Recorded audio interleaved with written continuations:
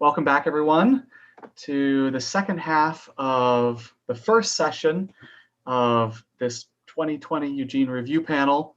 We're going to launch straight into the second part of the program here, which is going to start off with your first expert speakers. So I'm going to tell you a little bit about how these folks were chosen, and that involves me telling you a little bit about the steering committee, which I've mentioned once or twice. So there's a committee of folks, a city council member, 2 members of the planning commission, 4 folks from different neighborhood or interest groups or community groups, rather, and 2 city staff, myself, and pretty soon 2 representatives from this group here on a rotating basis, not always the same 2 people. And that group has already been working for a few weeks to select some background experts. Now, these are folks that they felt like, okay, are just going to give some sort of background information, so the sort of nuts and bolts and the terminology and that kind of thing that might be useful to you in understanding sort of basic stuff about housing, planning, zoning, HB 2001, this bill, and some of those sort of just key concepts before you select a bunch of other experts or stakeholders or advocates or anybody else that you want to select for next week. So these folks are just sort of providing a baseline groundwork, introduction to some major concepts here. Let's see. So I'll just explain. Each expert will get about 10 minutes or so to present if they have 10 minutes of material, and then the floor will be open for any clarifying questions. And just a clarification here, these are clarifying questions. So if it's something doesn't make sense, or if you just need a little bit more information, that's the kind of question.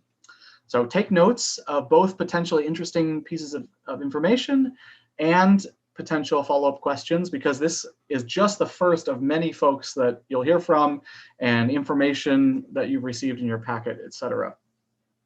We'll provide you with any slides that the experts use. Those will be on your panelist resources page as soon as we get that from them. But none of the staff will be taking notes or anything. So if you hear something interesting, make a quick note of it. With that, I'm going to turn it over to, oh, sorry, there's actually one little bit of business here. During the break, Jose asked if we clarify something, a question that he had from earlier in the session. And the question was, is this group going to have decision-making power or just advisory kind of role in the process? And the answer to that is, yeah, it's an advisory position. So you're advising staff on what they should be presenting to Planning Commission and City Council. So I hope that clears that up. Let me know if you have any follow-up questions about that. All right, so with that, I'm going to turn it over to Alex. Great, thanks, Lynn. Welcome back, everybody. So I'm going to introduce our 2 first experts. So today we have a couple different folks who will give you kind of the lay of the land of the issue that we will spend the next few weeks discussing. And I think Lynn covered the basic nuts and bolts of this, but each presenter will get 10 minutes maximum. And then we'll have whatever time is left for questions. And so the goal here, like you said, is really to kind of get to know the issue, get to know the background of what we're talking about, and ask clarifying questions mostly. So our first presenter, let me pull up their bio here. Our first presenter is Ethan Stuckmeyer. Please correct me if I'm saying that wrong, Ethan. But Ethan is the senior planner for the housing programs at Oregon's Department of Land Conservation and Development. In his role, Ethan leads the implementation of 2 landmark housing bills passed in the 2019 Oregon legislature, House Bill 2001 and House Bill 2003. Ethan's background working as both a current and long-range land use planner in Oregon brings a unique perspective to his statewide housing work. Prior to joining DLCD, Ethan worked in affordable housing policy at Oregon Housing and Community Services. And Ethan holds a master's in community and regional planning from the University of Oregon. So with that, I will pass it to Ethan to give us your presentation. And with your permission, I will give you a little heads up when you're 1 or 2 minutes from the end of your time. Is that all right, Ethan? Wonderful. Perfect. Thanks, Alex. And thank you everybody for having me today. I'm going to share my screen so you can see my presentation. Maybe just a head nod from folks that they can see that. I'm going to go into full screen, start from the beginning. Yeah, so like Alex mentioned, my name is Ethan Stuckmeyer. I'm the Senior Housing Planner at the Department of Land Conservation and Development. And the Department of Land Conservation and Development is a state agency, a state department that focuses on land use. And one of those items related to land use is housing. And so I'm here to talk today about House Bill 2001 and just give a little bit of an introduction to the requirements of House Bill 2001 and what that means for the city of Eugene. So like was mentioned, House Bill 2001 was passed in 2019 in kind of this suite of housing initiatives for the state of Oregon. It includes House Bill 2001, which is what we'll talk about today, which is related to housing choice and housing options, but it also included House Bill 2003, which is related to housing needs and housing production. People like to talk about these in kind of conjunction with each other, but they are two distinct bills and with two different sets of requirements. And so when you have the slides later on after this presentation, you can follow this link. It's got a ton of information, maybe some folks would say even too much information about both House Bill 2001 and 2003. So feel free to peruse that if you are interested. But for House Bill 2001, you might have seen, or some of you might be familiar with this graphic. House Bill 2001 relates to middle housing or missing middle housing, which is a range of housing types that fit within what we traditionally think of when we think of housing options. So when you think of housing options, you might think of just a single family or a single unit house, a detached single family house, or you might think of some sort of a big apartment complex. But there's really, in that spectrum, there's this entire range of different housing types, and that's what we call the missing middle. So House Bill 2001 requires cities to think critically about the different types of housing that they're providing. In House Bill 2001, the state legislature requires cities of different sizes. There's kind of two different sizes of cities, medium cities and large cities. And I apologize for this map being a little bit hard to read, but it implicates, or it impacts 55 different cities across the state. And the medium-sized cities are the smaller-sized cities indicated in the italicized letters with the triangles. And then the larger cities are bold text with circles. So this is just kind of a visual to show that Eugene is not unique in having to comply with these requirements of House Bill 2001. So just a little bit of background here. There's two, like I mentioned, two different distinct requirements and two different breakdowns in terms of cities. So we call these medium-sized cities. These are smaller cities, quote unquote, smaller cities outside of the Portland metro area with a population between 10,000 and 25,000 people. The requirements for these medium-sized cities is that they allow for a duplex to be allowed on all lots and parcels that allow for a detached single-family home. And so this is very straight, flat language, very specific language, all lots and parcels, very specific. The requirements for a large size city is a little bit different. And so the state statute defines a large size city as cities outside of the Portland metro boundary with a population greater than 25,000. So this would be the city of Eugene. It also includes cities within the Portland metro boundary with a population of just 1,000. So even though those cities are kind of small, they are still included in the quote unquote large city group. And this also includes some urbanized areas of counties in the Portland metro boundary. So really what we're looking for is kind of that top bracket, which is where Eugene falls in. So the requirement for these large size cities is that same standard for medium sized cities, duplexes on every lot and parcel that allow for the development of a single family home. They also have an additional requirement, which would say that they would need to allow for triplexes, fourplexes, townhomes, and cottage clusters in areas that allow for the development of a single family detached home. So the legislature was very specific in those different words, every lot and parcel for duplexes, and in areas for other types of middle housing. And we'll get into a little bit of why and what that means in just a second. So when I say allow, allowing these different middle housing types, that means kind of two things. The first is that they, from a zoning perspective, a land use perspective, the city should just allow these types of middle housing to be built on particular lots in the city. There's also an option, or there's also, the city has the ability to regulate the siting and design of those middle housing types. So how it looks, how it feels, the size, the building height, how far it needs to sit back from the street of those middle housing types, as long as those standards that the city puts in place do not cause unreasonable cost and delay. And so here's an example of what middle housing kind of looks like. So this is an example, these pictures are an example from Fort Collins, Colorado. The bottom picture is a home, a single family detached home, and the top picture is actually a duplex.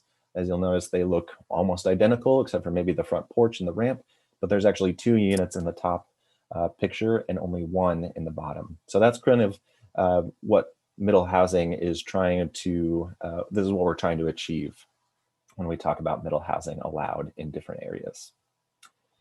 So the requirement for our department, the Department of Land Conservation and Development, is to provide or to draft a model code which cities can use to be in compliance with House Bill 2001. And so our department is drafting 2 different versions, one for these medium-sized cities and one for large-sized cities. And these model codes have a couple purposes. The first is to provide guidance to cities as they're drafting their own codes. This will be kind of a set of best practices, but it also has a enforcement or compliance mechanism attached. So if a city doesn't meet or doesn't fully comply with House Bill 2001 and the standards that are set forth within that legislation, or by the deadline that cities need to comply by, the model code applies directly. And so there's kind of this carrot and stick mechanism here where we're providing the guidance to cities, but it also compels cities to take action and comply with House Bill 2001. And in addition to the model code, our department, the Department of Land Conservation and Development, reviews cities' development codes, the zoning codes on how development takes place, to ensure that they're compliant with not only House Bill 2001, but any other state statute and state rule. So as in that role, we're drafting what we call minimum compliance standards. And so this is kind of setting up a 2-item framework where the first portion is the model code. It's a very specific set of standards. I always use building height as an example. So in the model code, we might say the maximum building height for a triplex is 30 feet. This is just an example. So it's very rigid, very static. It's one number. And then the minimum compliance standards, this provides flexibility for cities. And so the building height standard might be for a triplex is the same as a single family detached home that's right next door, or 35 feet or something like that, but it can't be more restrictive than what is allowed for a single family detached home. So that's kind of the difference between this model code, which is very static, very rigid, and then the minimum compliance standards create this kind of floor and the ceiling, or the range of options for cities. And a city can choose either one of those paths or go back and forth. So try to provide as many options as we can to cities in that regard. So just a couple more slides here. As the Department of Land Conservation and Development is going through, how do we implement the policy that's set forth by the Oregon legislature, right? The legislature sets the policy and our department establishes the rules for implementing that policy. There's a lot of questions that need to be answered.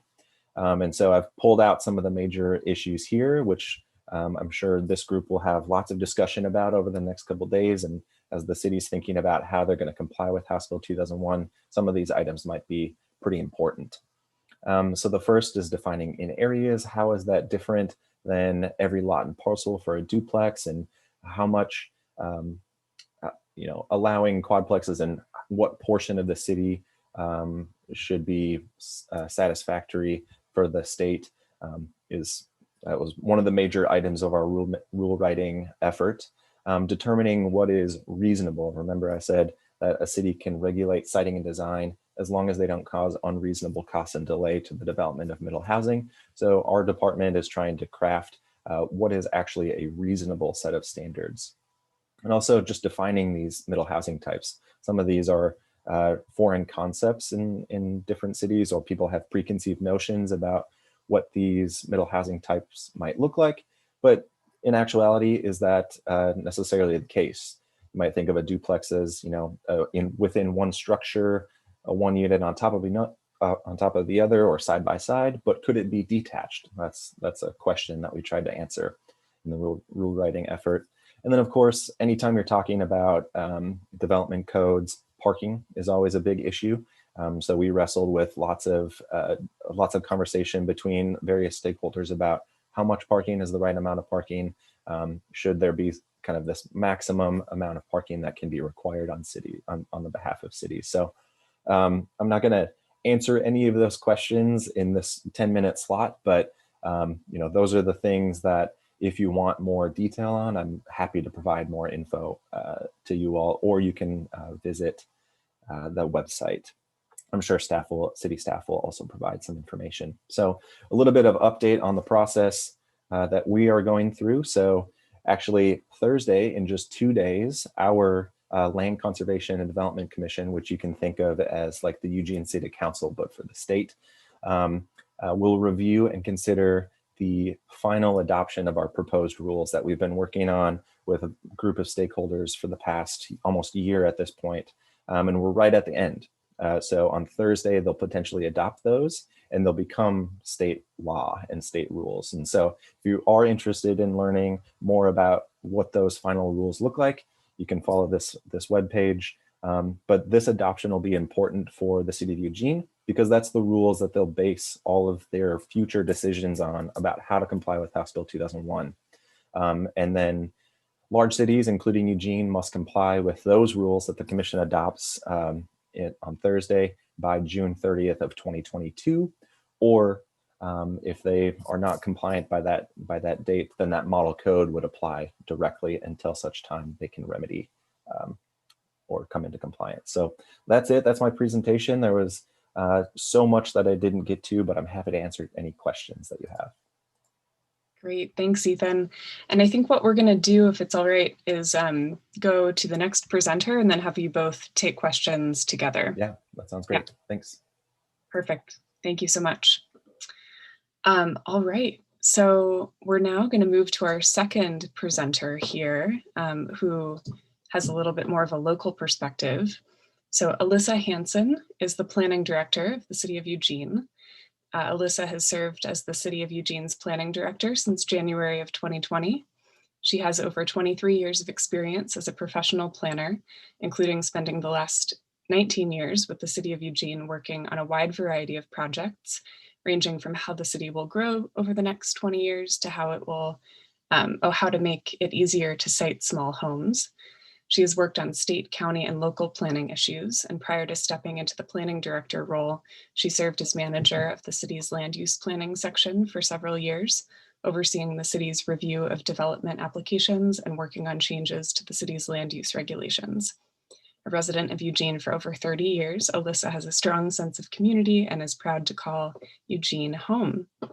So I will give the floor to Alyssa, and I will I'll give you a heads up when you're about at your 10-minute mark. Thank you. And thank you all for participating in this process. We're really excited here at the city to see what you come up with. And I appreciate the time that you're giving to us and that and all of your thoughts. So thank you for that.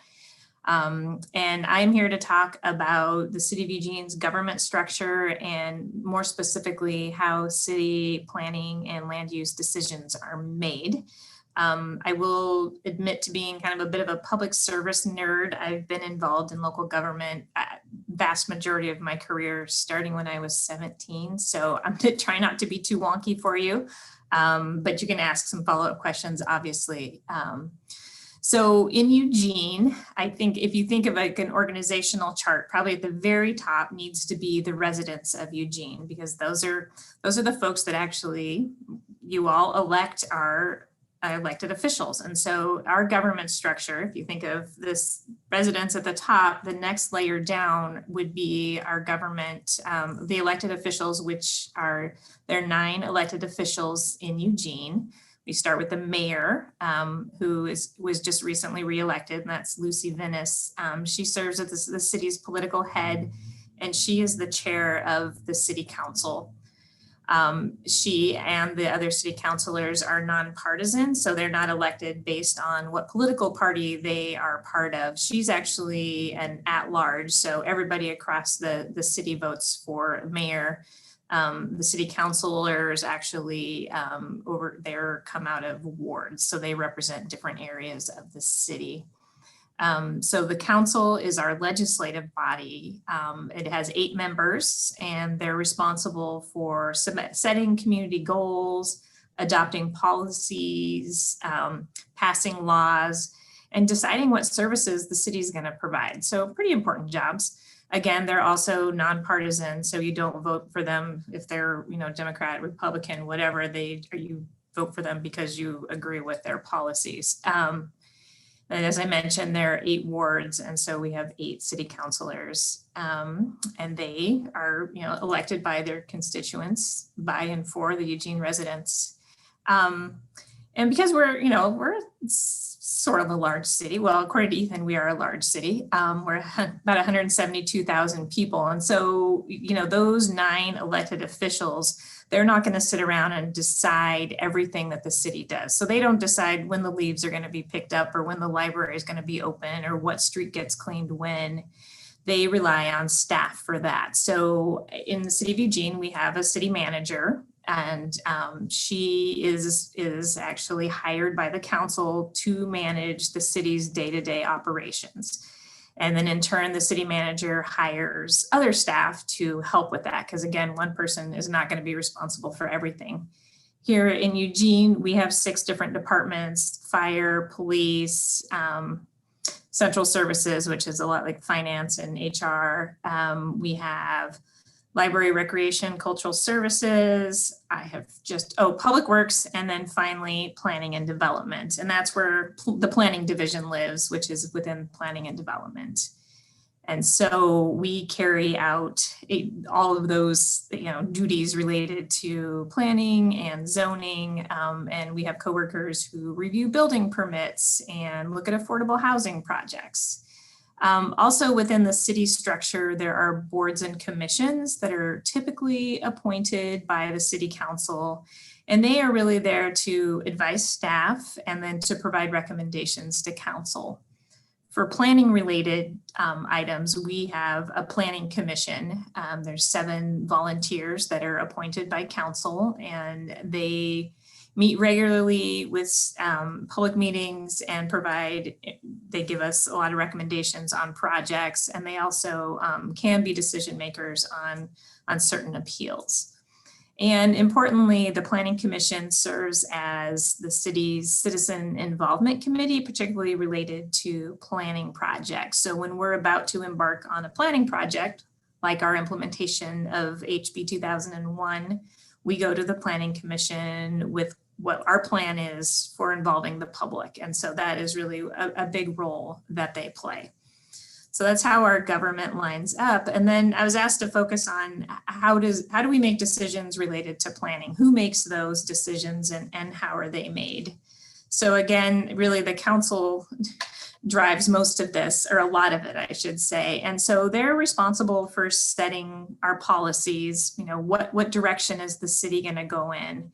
And there's both formal and informal policies. I like to think of maybe an informal policy for me would be, I don't lend money to relatives, but the council relies mostly on formal policies, which would be adopted into adopted plans and policies. And those, they're not necessarily law, but they're a course, or they're a principle or action that's adopted by a government. And they tend to be broad, fairly broad, and there's usually multiple ways to meet them. In land use or in planning, our policies are adopted into what's called a comprehensive plan, which you may have read about in some of the materials that were provided you for today's meeting. Every city is required to have a comprehensive plan, and that's where our land use policies live. And so the council is actually responsible for approving or adopting our local land use policies. So for instance, we do have a whole chapter of housing policies that has been adopted by our council. And what's important about those is they also have to be consistent with state law. So there are statewide planning goals, which was also in your information. I know you have a lot of information to go through. But any policies that the city adopts that are related to planning or land use have to be consistent with those statewide planning goals. So for instance, the city can't say, we're not going to plan for growth. We're not going to plan for any more new houses. We can't do that. That would be against, the statewide planning program, and that would not bode well. And frankly, we're required to plan for more housing and to plan for our future population. So I want to give you an example of what a housing policy might be, and then that will play into, how do we implement that? So this is a proposed policy, but it's develop zoning and land use regulations that support a full range of choice in housing type, density, size, cost, and location. So it's something that it's directing the city to do something, but it doesn't tell us, exactly how or what that's going to look like. And to do that, to actually implement this particular policy, the city would need to establish or develop new laws or regulations. And so for land use related, such as housing, land use regulations must be adopted by our council. They're the only ones who can do that locally. So sometimes those come from different places too. So for House Bill 2001, we've been directed by the state legislature to adopt new land use regulations to allow these housing types. Other times, the council decides based on a community need or a new community priority to adopt new land use regulations or to revise new land use regulations. A couple of years ago, actually probably more than a couple, for instance, backyard animal raising had gotten very popular. And so we updated our regulations related to urban farm animals so that folks could have a certain number of chickens. So that's just kind of one example. Land use regulations are kind of run the range, from housing to, where you can site businesses, to building height, to can you have chickens? And so you are actually involved in a bigger process now that we will be adopting, the city will be adopting new land use regulations. And we don't do that without a public process. Like that is a very important part of adopting any land use regulation. So, and that includes going out to the public in many different ways and trying to be as inclusive as possible and hear as many voices as possible. So I'm really excited about this process again.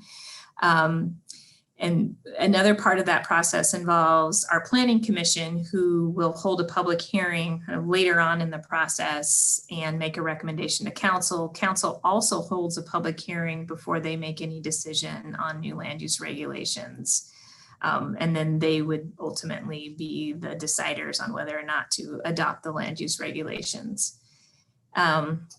We also work closely with our partners. So, if it's It could be with our partners within the city, like maybe we need to talk to Public Works about streets, or maybe we need to talk to eWeb about, can we, supply water and electricity to these things.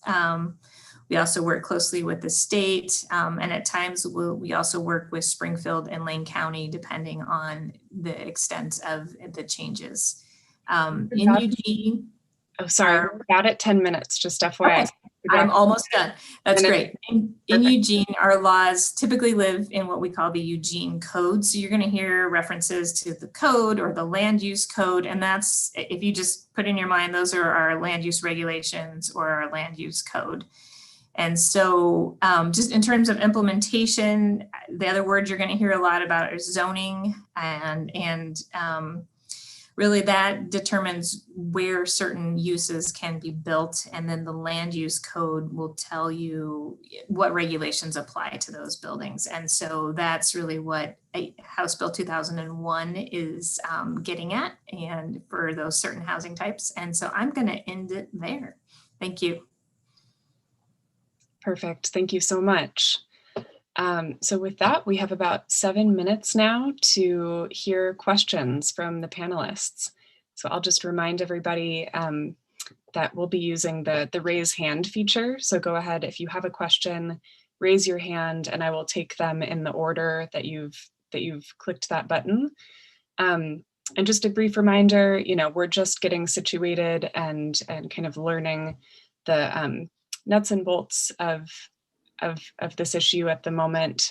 So let's focus as much as possible now on just wrapping our heads around kind of the main concepts and terms, and asking our two presenters today clarifying questions rather than kind of Sorry, Alex, which is the raise hand option? Yeah, so you'll find it in participants if you click on participants. Oh, thank you so much. Yeah, absolutely. So first up, I see Donovan has a question. So go ahead and unmute yourself. And yeah, thank you. Yeah, I posted it in the chat as well.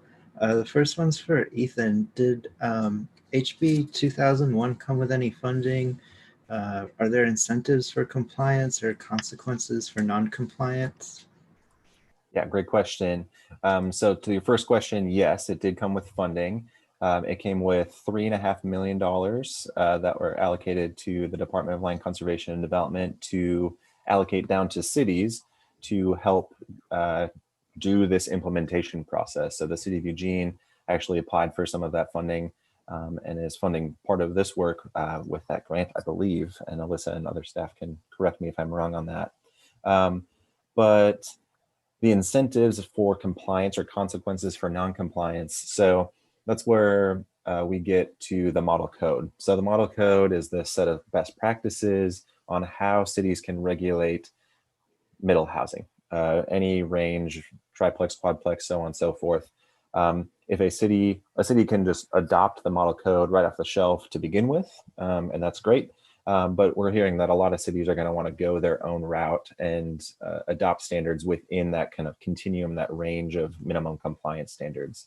If a city just chooses to do nothing or doesn't comply fully with House Bill 2001 and the rules by that established deadline, then the model code applies directly on any instance of middle housing development. Great, thank you. And Donovan, I saw your second question in the chat, and I'm just going to go to anybody else who has a question first, and we'll loop back to you. So I see Vicky has your hand raised. My question is also for Ethan. When he was talking about the size of the house, is say a fourplex being built in a neighborhood next to homes, he was saying 30 feet. I live in a single family home, then I could have a triplex or fourplex built next to me that then would tower over my home? Great question, Vicky. So I was using 30 feet as just an example, not specific to the city of Eugene. The city of Eugene has options in terms of how tall that is, or if there is some sort of relationship between a single family detached home in that regard. But I guess the end answer to your question is that a triplex or quadplex or cottage cluster or something like that could be built next door to your home. The standards by which that'll be regulated are ultimately up to the city of Eugene within the bounds of unreasonable cost and delay. Okay, thank you. Yes. Thanks. And Rosita, I wanted to check to see if you had a question when you asked how to raise your hand.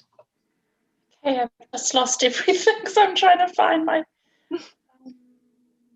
Yeah. Okay. A return to meeting. Okay, here I am. Yes, I have a question for Ethan. It's kind of not a really important question, but I'm just asking out of sheer interest.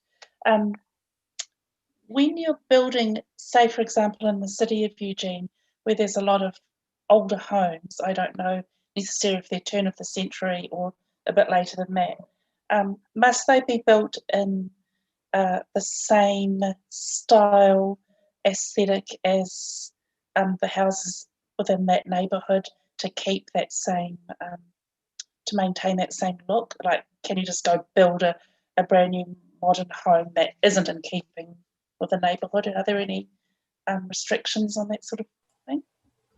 Yeah, that's a good question. So it really depends upon a couple of factors. The first is if the city applies design standards to the development of any type of, whether it's a single family home or if it's a middle housing type, they can apply those design standards. There's in an instance where a city has identified kind of this historic district and they're trying to preserve a historic feel, look, aesthetic, then yes, any future development would be subject to those standards. Thank you. Yes. Great. And I see a question here from Sam in the chat. Sam, would you like to say your question or would you like me to read it? Feel free to read it and let me know if you need any elaboration because I knew it was sort of vague. Okay.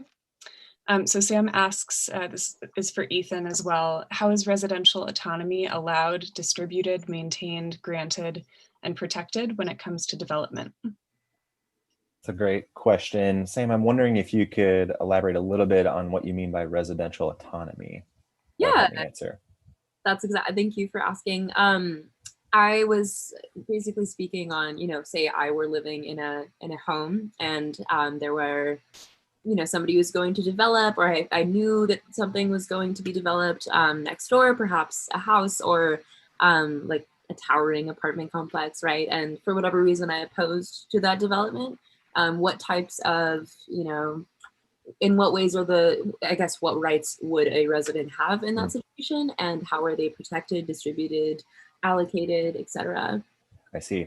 Yeah, so this comes down to not really related to House Bill 2001 specifically, but previous legislation, and maybe city staff can speak to this a little bit more eloquently than I can, but it comes down to, what you're talking about is trying to keep development standards clear and objective in a way that there isn't some sort of like neighborhood uprising, for lack of a better term, that would prevent somebody from doing something with their property that they're legally entitled to. And so the development standards that cities apply to residential or housing development in particular need to be what's called clear and objective. And so the standards should be very straightforward in terms of, like, if you're meeting the setback requirements and all of the different numerical standards, you are entitled to develop that house, that residential use. But there's a little bit of nuance there, and maybe staff can work with you on that. Totally, thank you. Great. Thank you so much. So unfortunately, we're out of time for this section. And I know I see Judy's hand and Chea's hand. I was just going to say, this is Lynn, just looking at the schedule, I can take some time off of my time at the end. So let's take a couple more questions here. Okay, great. So let's go to Judy next.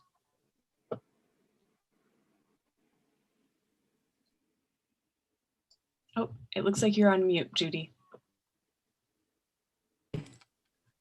We're talking about, okay, here I am. we're talking about neighborhoods that are already established, and is this also creating new neighborhoods where all of these will be considered all together as a neighborhood with all the different buildings? Or is it can be all over Eugene?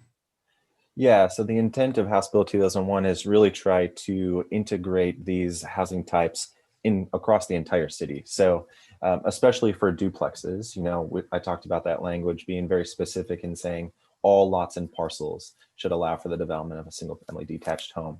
And so that means all in the entire city. The difference is those kind of what we're calling higher level middle housing types. So triplexes, quadplexes, townhomes, cottage clusters, those are in areas, which does not mean every lot and parcel, but it does not mean just one at the same time. So the city of Eugene has a couple options in how they want to go about the determining of the where for those higher level middle housing types, but it is intended to be throughout the city. And I believe we have Chea next. Actually, my question's for Alyssa. I know we're advising the city council, but are we advising the council members, or are we advising the planning staff to then to write down a proposal that then the councilors approve? I'm going to call on, can I phone a friend? I'm going to call on Terry to answer that question because she's a little, Okay. a little more deeply involved in that. Thank you. Me too. Thanks, Alyssa. So the panel will be advising staff, as Lynn said earlier, but you also have the ability to make a lot of decisions about your recommendations. So as we go through the process, and Lynn, jump in if you'd like to, there are a lot of decisions, and it's important for the integrity of this process that your recommendations are in your own words. And so staff will not be changing your words or translating in any way before we pass them on. Thank you. Great, thanks. And Lynn, do we want to take one more minute, one more question? 1 more minute, sounds good, sure. Okay. So Jose, let's go to your question next. Do you want to read it, or do you want me to read it from the chat? I could read it. I was just wondering if there was any sense of how many cities are going with the best practices that are being provided by the state versus the number who are going and trying to develop their own options.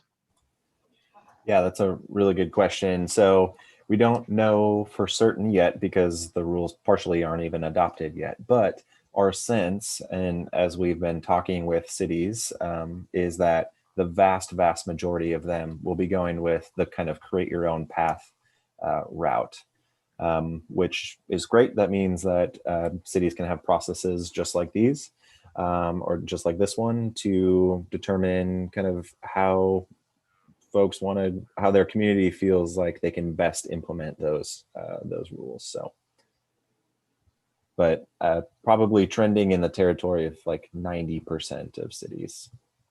Very interesting. Perfect.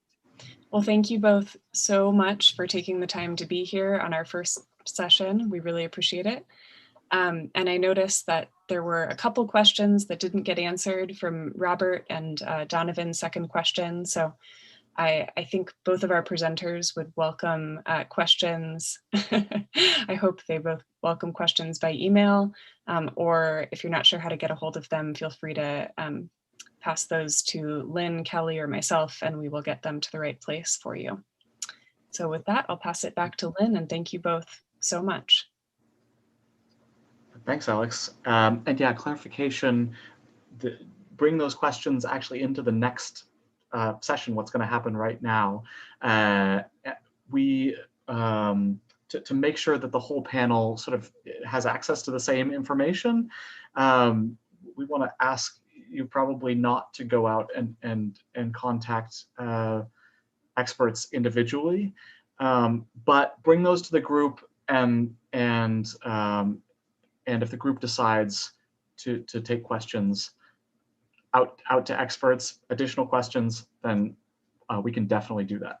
But just to make sure that sort of everybody has equal access to information and nobody's having side conversations. That's kind of the point of that. All right, so Let's move into the next section now, which is we're going to take 20 minutes until 8:20 is going to be our new end time here to debrief what you just heard and identify exactly that, additional questions for additional experts. And remember, there will be more folks arriving the rest of this week to do sort of background information. And then next week, you'll have your choice of a whole bunch of potential experts.